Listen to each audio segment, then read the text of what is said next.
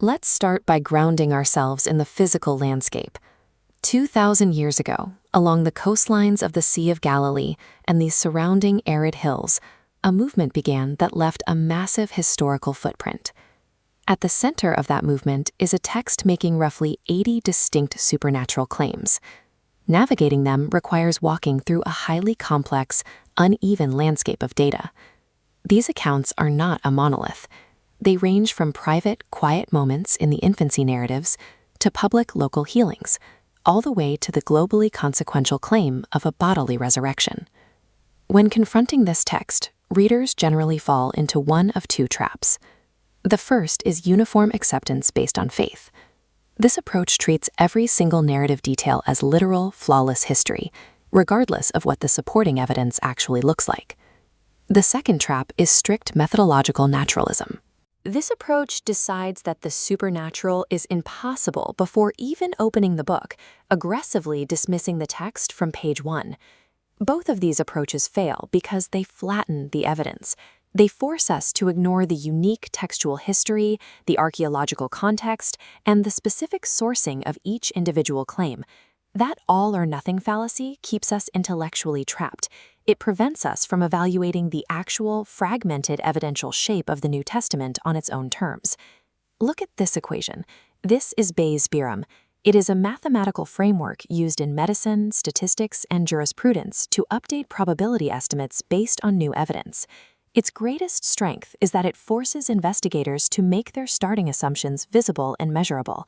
The first variable we have to define is the prior. This is the baseline probability we assign to a hypothesis before we even look at the specific historical evidence under examination. Next is the likelihood. This variable measures explanatory power. It asks how well our hypothesis actually accounts for the specific historical data, the textual quirks, and the artifacts we are currently seeing. Finally, we arrive at the posterior. This is our calculated conclusion, our updated belief once the raw evidence has been mathematically integrated with our starting assumption. By locking these variables in, this framework prevents devotional inflation on one side and skeptical deflation on the other. You can't just wave away data that challenges your worldview. This chart shows our first baseline, a perfectly neutral 50-50 prior. This curve represents what the historical evidence alone supports, assuming we have zero outside presumptions for or against miracles. But watch what happens when we adjust that starting assumption. We are introducing a second, elevated baseline locked at 65%. This models the approach of a reader who already has independent background reasons to think supernatural intervention occurs. We aren't pulling that number out of thin air. That 65% floor is anchored in rigorous medical analysis of modern canonization miracles, specifically the heavily documented healing of Maureen Digan. The logic is straightforward. If supernatural intervention can be independently verified by medical panels in the modern world, then the starting probability for ancient claims is legitimately higher than zero. Establishing this 65% floor gives us a highly disciplined lens. It allows us to test the ancient, fragmented data against a standard that respects both rigorous historical method and modern medical documentation. This roadmap outlines our 10-part investigation. We are going to apply this exact Bayesian framework category by category, starting with the infancy narratives and working all the way through the final summary. The core rule for this series is strict differentiation.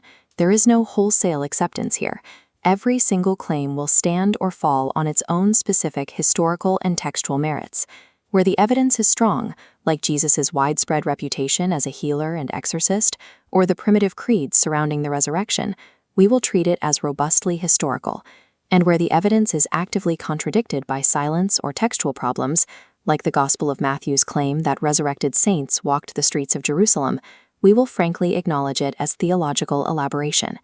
By applying the discipline of mathematics to the heavy weight of history, we strip away the biases of both the believer and the skeptic. We finally allow the evidence to speak for itself.